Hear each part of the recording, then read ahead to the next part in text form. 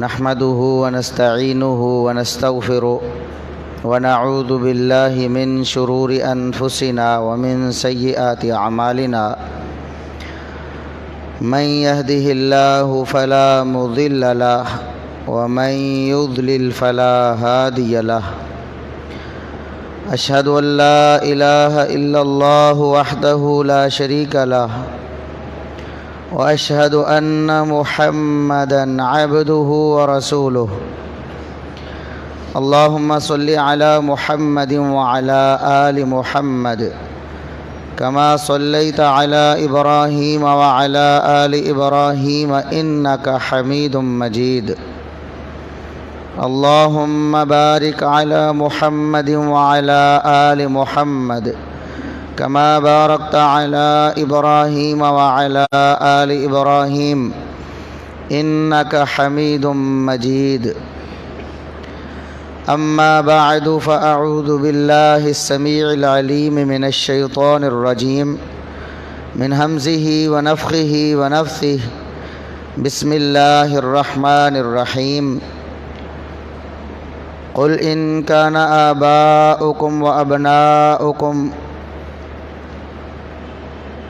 وإخوانكم وأزواجكم وعشيرتكم وأموال اقترفتموها وتجارة تخشون كسادها ومساكن ترضونها أحب إليكم من الله ورسوله وجهاد في سبيله فتربصوا حتى يأتي الله بأمره والله لا يهدي القوم الفاسقين۔ انتہائی قابل احترام بزرگوں، نوجوان ساتھیوں،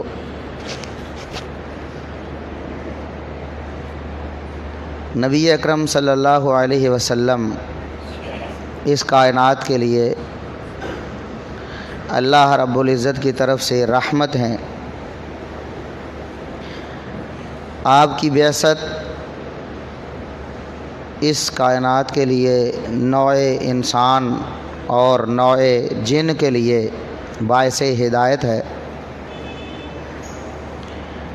نبی کریم صلی اللہ علیہ وسلم اس کائنات کی سب سے افضل اور اعلیٰ ہستی ہیں۔ آپ صلی اللہ علیہ وسلم سے محبت کرنا ہر مسلمان پر فرض ہے۔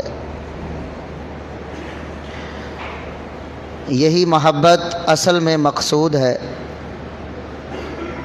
لا یؤمن احدکم حتی اکون احب الیہ من والدہ وولدہ والناس اجمعین۔ نبی کریم صلی اللہ علیہ وسلم نے ارشاد فرمایا، تم میں سے کوئی اس وقت تک مومن نہیں ہو سکتا جب تک میں محمد الرسول اللہ صلی اللہ علیہ وسلم اس کو اس کائنات میں سب سے زیادہ محبوب نہ ہو جاؤں۔ اس کے والدین سے، اس کی اولاد سے، پوری انسانیت سے، پوری کائنات سے بڑھ کر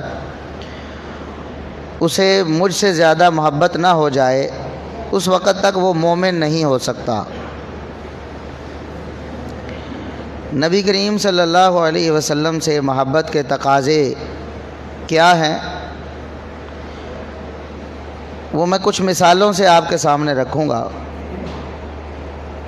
ایسا نہیں ہے کہ ہم نے ہی پہلی دفعہ نبی کریم صلی اللہ علیہ وسلم سے محبت کرنی ہے، ہم سے پہلے بھی محبت کی جا چکی ہے نبی کریم صلی اللہ علیہ وسلم سے۔ محبت ایک ایسا لفظ ہے جس کی کوئی تعریف آج تک جامع اور معنی نہیں ہو سکی۔ اس کی ڈیفینیشن نہیں ہے دنیا میں۔ ہر شخص اپنے اعتبار سے، اپنے خیال کے اعتبار سے، اپنے وجدان کے اعتبار سے اس کی تعریف کرتا ہے۔ اس کی کوئی اتفاقی تعریف یا ایسی کوئی جامع معنی تعریف جس پر سب کا اتفاق ہو جائے، ایسی کوئی تعریف دنیا میں موجود نہیں ہے۔ پھر علماء نے لکھا ہے، جیسا کہ حافظ ابن قیم رحمہ اللہ تعالی وہ فرماتے ہیں کہ محبت کی کوئی تعریف نہیں ہو سکی لیکن اس کی علامات، اس کے آثار، اس کے طریقے موجود ہیں کہ محبت کیسے کی جا سکتی ہے، محبت کیسے ہو جاتی ہے۔ علامت کیا ہے کہ کسی شخص کو واقعی کسی سے محبت ہے، اس کی کیا علامت ہے؟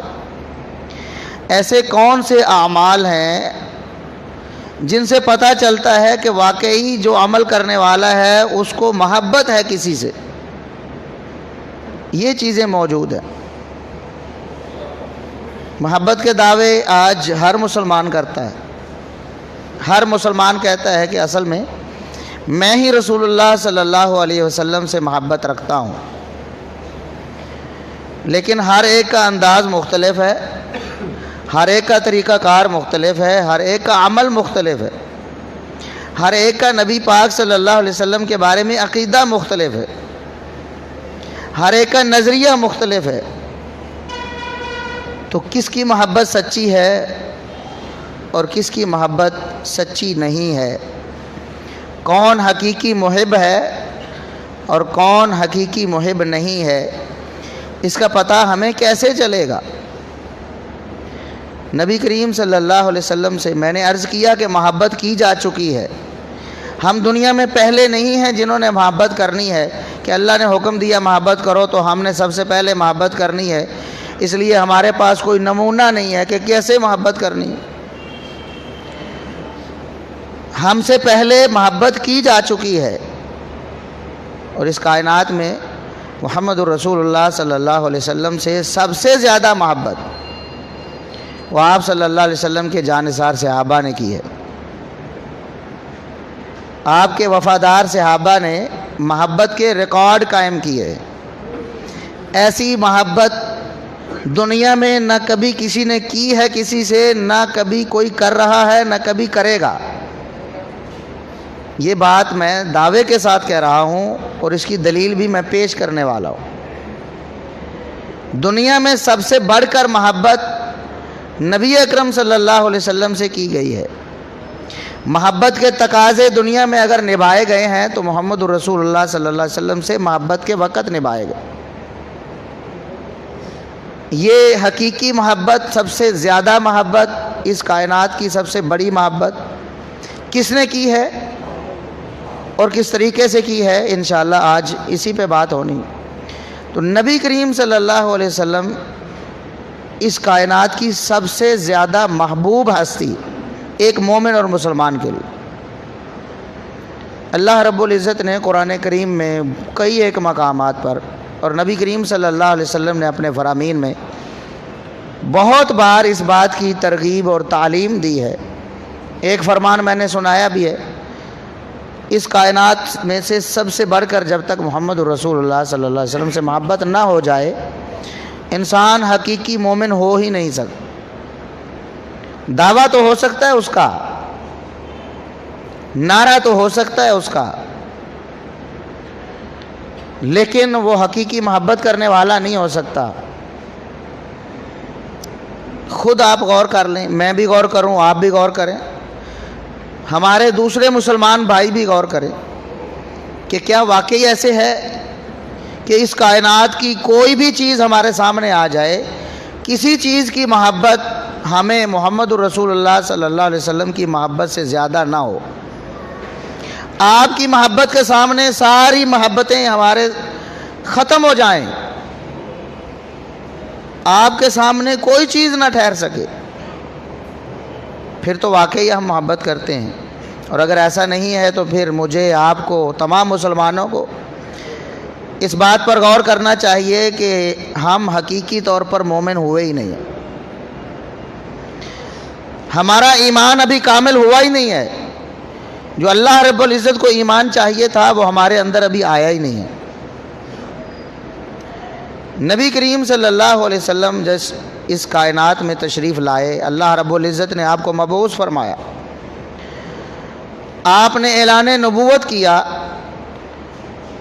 تو جانثار اور پروانے آپ صلی اللہ علیہ وسلم سے ملنا شروع ہو گئے، جڑنا شروع ہو گئے، آپ کے پاس آنا شروع ہو گئے، آپ سے محبت کرنا شروع ہو گئے، اور ایسی محبت کی لازوال داستانیں انہوں نے رقم کی ہیں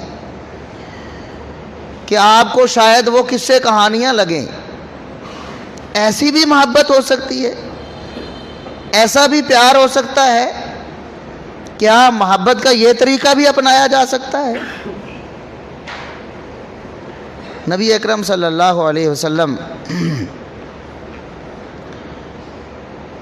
صحابہ کرام سے مخاطب ہوتے ہیں، انہیں کچھ فرماتے ہیں، ان کے سامنے کچھ کر کے دکھاتے ہیں، ان کا انداز کیا ہوتا ہے؟ بڑی طویل حدیث ہے صحیح بخاری میں، امام بخاری رحمۃ اللہ علیہ نے اپنی سند سے پیش کی ہے۔ وہ فرماتے ہیں حدثنا ابو معمر قال حدثنا عبد الوارث قال حدثنا عبد العزیز عن انس رضی اللہ عنہ۔ امام بخاری رحمۃ اللہ علیہ اور نبی کریم صلی اللہ علیہ وسلم کے درمیان 4 واسطے ہیں صرف۔ صحابی رسول سیدنا انس رضی اللہ عنہ سمیت 4 واسطے ہیں، سیدنا انس رضی اللہ عنہ تک 3 واسطے ہیں، اور یہ بھی نبی کریم صلی اللہ علیہ وسلم سے محبت کی دلیل ہے، کتنی روشن بین اور واضح دلیل ہے کہ محدثین کرام نے نبی پاک صلی اللہ علیہ وسلم کے فرامین کو، آپ کی احادیث کو نوٹ کیا، نقل کیا، روایت کیا، لیکن روایت کرتے وقت ان کی بھرپور کوشش ہوتی تھی کہ ہمارے اور نبی پاک صلی اللہ علیہ وسلم کے درمیان واسطے کم سے کم ہو۔ صحیح بخاری میں کتنی ہی ایسی روایات ہیں کہ آپ کو 5، 6، 7 تک واسطے مل جائیں، لیکن امام بخاری رحمۃ اللہ علیہ نے بہت دفعہ کوشش کی ہے کم سے کم واسطے ہوں، جس طرح اس حدیث میں 4 واسطے ہیں، صرف 4 بندوں کا گیپ ہے، اور آگے نبی کریم صلی اللہ علیہ وسلم کی حدیث ہے، اور 22 ایسی حدیثیں صحیح بخاری میں کہ امام بخاری رحمۃ اللہ علیہ اور نبی کریم صلی اللہ علیہ وسلم کے درمیان صرف 3 واسطے ہیں۔ ایک امام بخاری کے استاذ ہیں، دوسرے تابعی ہیں، اور تیسرے صحابی ہیں۔ صرف 3 واسطے ہیں، 3 واسطوں سے نبی کریم صلی اللہ علیہ وسلم تک پہنچ جاتے۔ اسی لیے اہل علم کا کہنا ہے کہ جو لوگ نبی پاک صلی اللہ علیہ وسلم کے فرامین سے محبت کرتے ہیں، آپ کی احادیث پر جان چھڑکتے ہیں، وہ گویا کہ نبی پاک صلی اللہ علیہ وسلم کے ساتھ ہی جی رہے ہیں۔ اگرچہ آپ کا زمانہ انہوں نے نہیں پایا، لیکن آپ کے فرامین تو ہر وقت ان کے کانوں میں، ان کی زبانوں پہ جاری ہیں۔ قال رسول اللہ صلی اللہ علیہ وسلم، اللہ کے رسول صلی اللہ علیہ وسلم نے ایسے فرمایا، اللہ کے رسول صلی اللہ علیہ وسلم نے ایسے کیا، اللہ کے رسول صلی اللہ علیہ وسلم نے یہ کیا، وہ کیا، ایسے آپ سوتے تھے، ایسے کھاتے تھے، ایسے پیتے تھے، ایسے چلتے تھے آپ صلی اللہ علیہ وسلم۔ یہ سب کچھ ہمارے پاس موجود ہے، اور یقین جانیں آپ کے سامنے ویڈیو بن کر آ جائے، اس ویڈیو پر اتنا ایمان نہیں رکھا جا سکتا جتنا نبی پاک صلی اللہ علیہ وسلم کی ان بیان کردہ احادیث پر ایمان رکھا جاتا۔ ہم قسم اٹھا سکتے ہیں کہ اللہ کی قسم، واقعی جو حدیث میں آیا ہے، امام بخاری رحمۃ اللہ علیہ نے روایت کیا ہے، یہ جو راوی ہیں انسان نہیں، فرشتے ہیں، فرشتے۔ آج کے دور میں اگر آپ کسی سچے انسان کو، سچے اور کھرے انسان کو دیکھتے ہیں تو کہتے ہیں یہ انسان نہیں، فرشتہ ہے، فرشتہ ہے۔ جنس کے اعتبار سے تو انسان ہی تھے، لیکن اپنے اخلاق، کردار اور اطوار کے اعتبار سے یہ فرشتے تھے کہ جن کے بارے میں کبھی جھوٹ بولنے کا گمان بھی نہیں کیا جا سکتا۔ قسم اٹھا کے آپ کہہ سکتے، ویڈیو تو ایڈٹ ہو جاتی ہے نا، کتنی ویڈیوز آپ دیکھتے ہیں سوشل میڈیا پہ، بعد میں پتہ چلتا ہے فیک ویڈیو ایڈٹ ہو چکی ہے۔ ایڈیٹنگ کا کمال ہے، وہ بات اصل میں کچھ اور کی گئی ہوتی ہے، اس کو اور بنایا گیا ہوتا ہے، دھڑ کوئی ہے، سر کوئی اور لگایا گیا ہوتا ہے، ایسا بھی ہوتا ہے۔ لیکن نبی پاک صلی اللہ علیہ وسلم کی یہ احادیث ایڈیٹڈ نہیں ہیں، اوریجنل فارم میں ہے۔ ہم اس پر قسم بھی اٹھا سکتے ہیں، ہمارے سر پر قرآن رکھ دو، ہم قسم اٹھا کر کہیں گے کہ واقعی نبی پاک صلی اللہ علیہ وسلم کا یہ فرمان۔ یہ نبی پاک صلی اللہ علیہ وسلم سے محبت کی دلیل ہے کہ آپ کے ایک ایک قول کو، آپ کے ایک ایک فعل کو، آپ صلی اللہ علیہ وسلم کی ایک ایک تقریر کو محفوظ کیا گیا، اور ایسی کائنات میں کوئی مثال نہیں ملتی۔ کسی نبی کے بارے میں، پہلے انبیاء جتنے بھی آئے ہیں ان میں سے مشہور و معروف انبیاء جن کو ماننے والی امتیں آج بھی دنیا میں ہیں، دعویٰ کرنے والے، عیسیٰ علیہ السلام کو ماننے کا دعویٰ کرنے والے عیسائی ہیں، موسیٰ علیہ السلام کو ماننے کا دعویٰ کرنے والے یہودی ہیں۔ کسی عیسائی سے آپ پوچھ کے دیکھیں، عیسیٰ علیہ السلام کے بارے میں آپ ہمیں بتائیں عبادت کس طرح کرتے تھے، عبادت کس طرح کرتے تھے، کھاتے کیسے تھے، پیتے کیسے تھے، چلتے کیسے تھے، سوتے کیسے تھے، خلوت کیسی تھی، جلوت کیسی تھی، کردار کیسا تھا، گفتار کیسی تھی، آپ کو نہیں بتا سکے۔ یہودی سے پوچھو موسیٰ علیہ السلام کے بارے میں، نہیں بتا سکے گا۔ محمد الرسول اللہ صلی اللہ علیہ وسلم سے محبت کی وہ مثال صحابہ کرام نے اور محدثین نے پیش کی ہے کہ کائنات میں اس کی مثال ہے ہی نہیں۔ اتنی محبت نہ کسی نے کی ہے، نہ کوئی کر سکتا ہے قیامت تک۔ ایک ایک قول، ایک ایک فعل، آپ کا ایک ایک عمل محفوظ ہے، اور حیران ہو جاتا ہے بندہ۔ نبی پاک صلی اللہ علیہ وسلم کی جلوت نہیں، خلوت میں ایک عمل ہے، خلوت ہے، اندھیرے میں ایک عمل ہے، وہ عمل بھی محفوظ ہو کر امت تک پہنچا ہے۔ آپ صلی اللہ علیہ وسلم نے دن کو نہیں، رات کو عمل کیا ہے، اجالے میں نہیں، اندھیرے میں عمل کیا ہے، مسجد میں نہیں، اپنے گھر میں عمل کیا ہے، لوگوں کے جاگتے ہوئے نہیں، سوتے ہوئے عمل کیا ہے۔ وہ عمل بھی آج محفوظ ہو کر ہمیں آج احادیث کی کتابوں میں ملتا ہے۔ یہ نبی پاک صلی اللہ علیہ وسلم سے محبت کی دلیل ہے۔ محبت کی مثالیں کس طرح ہیں؟ میں عرض کر رہا تھا کہ امام بخاری رحمۃ اللہ علیہ اپنے استاد ابو معمر سے، وہ اپنے استاد عبد الوارث سے، وہ اپنے استاد عبد العزیز سے جو تابعی ہیں، سیدنا انس بن مالک رضی اللہ عنہ کے شاگرد ہیں، وہ اپنے استاد سیدنا انس رضی اللہ عنہ سے بیان کرتے ہیں۔ انہوں نے واقعہ نقل کیا ہے بیعت رضوان، صلح حدیبیہ، یہ پورا ایک قصہ ہے، پوری ایک کہانی ہے جو بیان ہوئی ہے شروع سے لے کر اینڈ تک، بڑی لمبی حدیث ہے۔ نبی کریم صلی اللہ علیہ وسلم اپنے صحابہ کرام کے پاس موجود ہے۔ آج لوگ باتیں کرتے ہیں صحابہ کرام کے بارے میں، صحابہ کرام کی شان میں کمی کرنے کی کوشش کرتے ہیں، ان کی خدمات کو ماننے سے انکار کرتے ہیں۔ ہمیشہ یہ ہوا ہے کہ اگر کسی استاد کو پہچاننا ہے تو اس کے شاگردوں کو دیکھو، اس کے شاگردوں کو دیکھا جاتا ہے کہ اس کے شاگرد کیسے ہیں، استاد کی قابلیت کا اندازہ ہو جاتا ہے۔ کسی پیر کی قابلیت اور اس کے افکار، اس کے نظریات کو جانچنا ہو تو اس کے مریدوں کو دیکھا جاتا ہے۔ بالکل ایسے ہی ہوا۔ نبی کریم صلی اللہ علیہ وسلم اپنے صحابہ کے ساتھ موجود ہیں، اور ادھر کفار میں سے ایک شخص قاصد بن کر آیا۔ قاصد کسے کہتے ہیں؟ آج کے دور میں سمجھیں کہ وزیر خارجہ ہے، وزیر خارجہ ہے۔ عروہ بن مسعود ثقفی قاصد بن کر آتا ہے نبی کریم صلی اللہ علیہ وسلم سے مذاکرات کرنے کے لیے، اور حدیث کے الفاظ ہیں ثم ان عروہ جعل یرمق اصحاب النبی صلی اللہ علیہ وسلم۔ عروہ بن مسعود آ کر نبی کریم صلی اللہ علیہ وسلم کے صحابہ کو تاڑنے لگتا ہے۔ تاڑنا کہتے ہیں کسی چیز کو غور سے دیکھنا، آنکھیں پھاڑ پھاڑ کر دیکھنا، انہماک کے ساتھ دیکھنا کہ کوئی چیز رہ نہ جائے، گویا کہ کیپچر کرنا،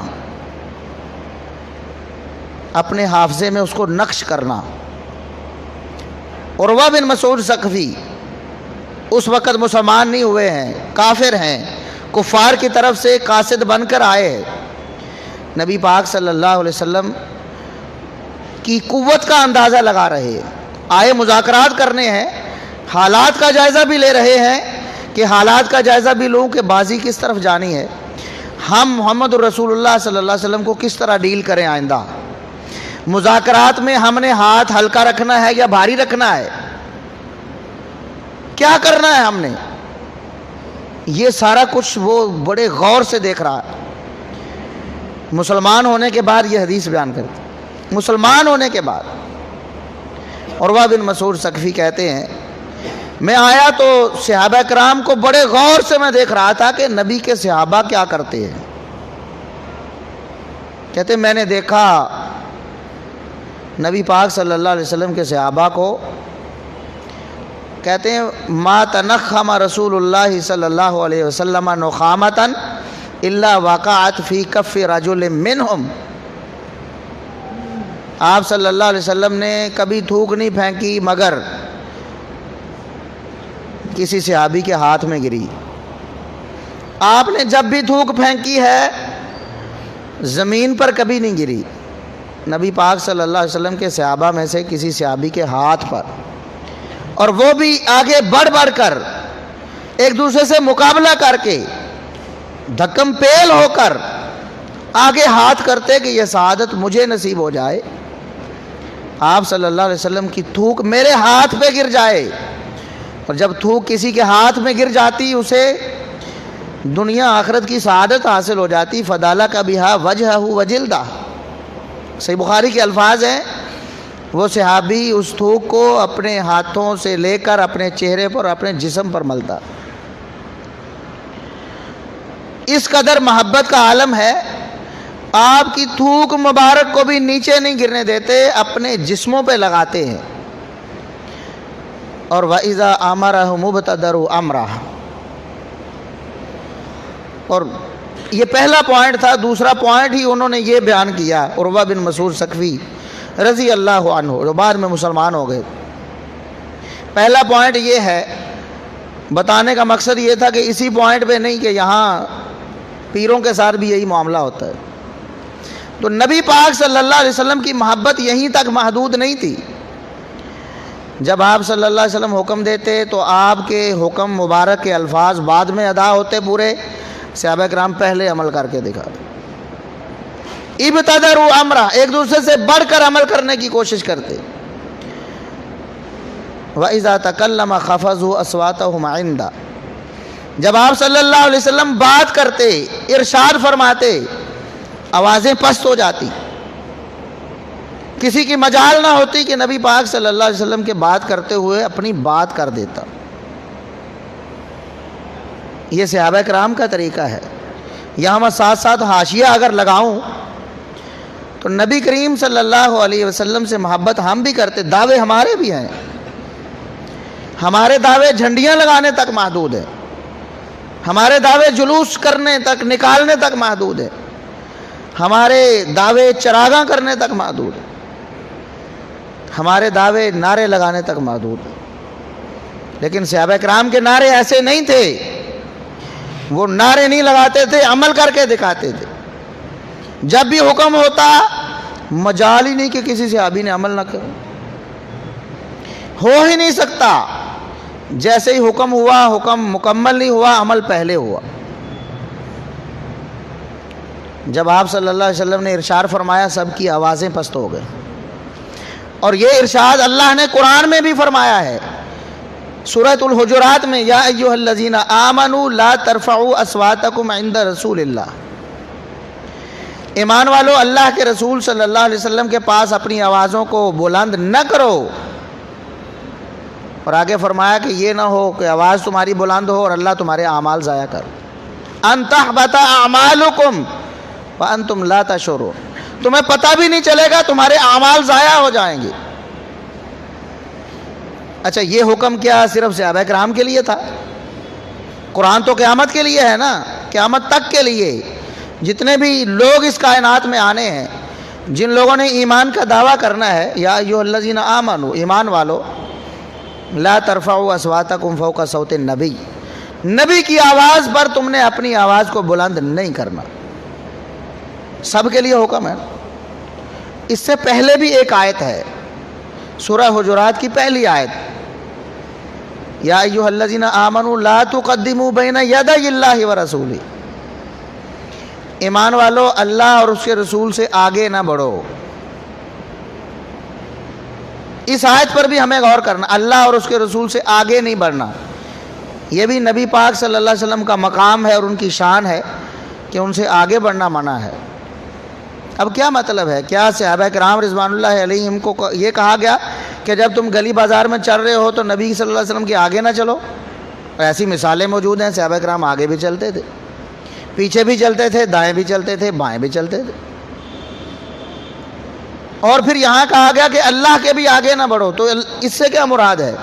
چلو نبی پاک صلی اللہ علیہ وسلم تو دنیا میں چلتے تھے, اللہ رب العزت بھی کبھی ایسے ہوا ہے کہ آپ اللہ کے ساتھ مل کر چلے ہوں اور حکم ہوا ہو کہ اللہ سے آگے نہ بڑھو؟ کیا مطلب ہے؟ بالکل صاف بات ہے کہ اللہ اور اس کے رسول کی تعلیمات سے آگے نہ بڑھو, اللہ اور اس کے رسول صلی اللہ علیہ وسلم کے احکامات سے آگے نہ بڑھو, اللہ اور اس کے رسول صلی اللہ علیہ وسلم کی شریعت سے آگے نہ بڑھو, اللہ اور اس کے رسول صلی اللہ علیہ وسلم کے دین سے آگے نہ بڑھو. یہ اللہ کا مقام ہے اور یہ نبی صلی اللہ علیہ وسلم کا مقام ہے کہ ان کے آگے بڑھنا منع ہے.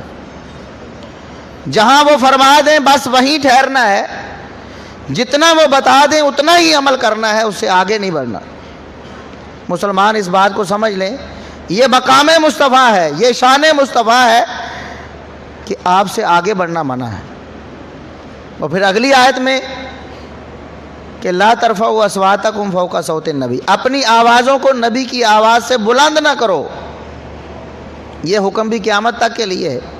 جب نبی پاک صلی اللہ علیہ وسلم دنیا میں موجود سے, اس وقت آپ کی آواز سے بلند آواز صحابہ کرام نہیں کرتے تھے, منع کر دیا گیا. لیکن ہمارے لیے اس آیت کا کیا مطلب ہے؟ کیا مطلب ہے؟ یہ محبت رسول کا تقاضا ہے, یہ محبت رسول کا طریقہ ہے کہ اللہ کے رسول صلی اللہ علیہ وسلم کی بات سے اپنی بات کو بلند نہیں کرنا, آپ کے ارشاد سے اپنی سوچ اور فکر کو بلند نہیں کرنا. آپ صلی اللہ علیہ وسلم کا حکم آ جائے, کائنات کی کسی چیز کو آپ نے درمیان میں رکاوٹ نہیں بنانا, کسی چیز کی پرواہ نہیں کرنی, محمد الرسول اللہ صلی اللہ علیہ وسلم کی بات پر عمل کرنا ہے. یہ ہے اللہ کے فرمان کا مطلب کہ لا ترفعوا اصواتکم فوق صوت النبی. یہ حکم آج ہمارے لیے بھی ہے. ہمارے لیے عمل کا ایک ہی طریقہ ہے, آپ صلی اللہ علیہ وسلم کی بات کے سامنے دنیا کے کسی شخص کی کسی بات کو ہم ترجیح نہ دیں. آپ کا قول فعل آ گیا ہمارے سامنے, آپ کی حدیث ہمارے سامنے آ گئی, آپ کا طریقہ ہمیں مل گیا, آپ کا اسوہ حسنہ ہمارے سامنے آ گیا. اس کے بعد ہم کہیں کہ نہیں جی ہمارے امام صاحب تو ایسے کہتے ہیں, ہمارے خطیب صاحب نے تو یہ فرمایا ہے, ہمارے بزرگ ہمارے پیر صاحب تو یہ کہتے ہیں, یا پھر دوسرے انداز میں ہماری سوسائٹی نہیں مانتی جی, معاشرہ ہمیں جینے نہیں دے گا, ہمارے گھر والے نہیں مانتے, میرے بچوں کا اصرار ہے, میری بیوی کا مطالبہ ہے, یہ میرے گھر والوں کی ڈیمانڈ ہے. جو شخص ایسا کرتا ہے, محمد الرسول اللہ صلی اللہ علیہ وسلم کا فرمان سنے, آپ کی حدیث سنے, اس کے بعد اس طرح کی بات کرے, تو اس کا مطلب یہ ہے کہ اللہ کا نافرمان ہے. اس نے اپنی بات کو محمد الرسول اللہ صلی اللہ علیہ وسلم کی بات پہ ترجیح دے دی, اس نے اپنے گھر والوں کی بات کو محمد الرسول اللہ صلی اللہ علیہ وسلم کی بات پر ترجیح دے دی, اس نے اپنے بچوں کی بات کو, اپنی بیوی کی ڈیمانڈ کو نبی پاک صلی اللہ علیہ وسلم کے فرمان پر ترجیح دے دی ہے. اللہ فرماتا ہے ان تحبط اعمالکم وانتم لا تشعرون, تمہیں پتہ بھی نہیں چلے گا. محمد الرسول اللہ صلی اللہ علیہ وسلم کا فرمان آنے کے بعد, آپ کی حدیث سننے کے بعد پھر بھی ایسے کرو گے, تمہارے اعمال ضائع ہو جائیں گے, تمہیں پتہ بھی نہیں چلے گا. عروہ بن مسعود کیا کہتے ہیں, نبی پاک صلی اللہ علیہ وسلم جب فرماتے کچھ, خفضوا اصواتهم عند, صحابہ کرام اپنی آوازوں کو پست کر دیتے, اپنی رائے, اپنی سوچ, اپنی فکر کو چھوڑ دیتے تھے. کسی کی مجال نہیں کہ محمد الرسول اللہ صلی اللہ علیہ وسلم فرماتے ہیں اور وہ آگے سے کہیں نہیں جی یہ ہونا چاہیے, وہ ہونا چاہیے. اور اگر کبھی غیرت ایمانی کی بنا پر کسی صحابی سے ایسی بات ہوئی, جیسا کہ یہی موقع ہے, صلح حدیبیہ کی شرائط پر بات ہوئی, اللہ کے رسول صلی اللہ علیہ وسلم نے کافروں کی, مشرکین کی یہ شرط مان لی, مکہ سے جو مسلمان ہو کر مدینہ آئے گا ہم اسے واپس کر دیں. مدینہ سے مکہ میں کوئی مسلمان چلا جائے تو کفار اسے واپس نہیں کریں. یہ شرط مان لی۔ عمر بن خطاب رضی اللہ عنہ کہنے لگے اللہ کے رسول، ہم لڑنے مرنے کے لیے تیار ہیں، ہمیں لگ رہا ہے کہ شاید آپ ہماری کمزوری کی وجہ سے سمجھتے ہیں کہ شاید ہم ان کا مقابلہ نہیں کر پائیں گے اور شرطوں کو آپ ان کی مان رہے ہیں، کیا ہم لڑ کر جنت میں نہیں جائیں گے؟ آپ کمزوری کیوں دکھا رہے ہیں؟ شاید ہماری وجہ سے۔ اللہ کے رسول صلی اللہ علیہ وسلم فرماتے ہیں عمر انی رسول اللہ، عمر میں اللہ کا رسول ہوں، بس بات ختم۔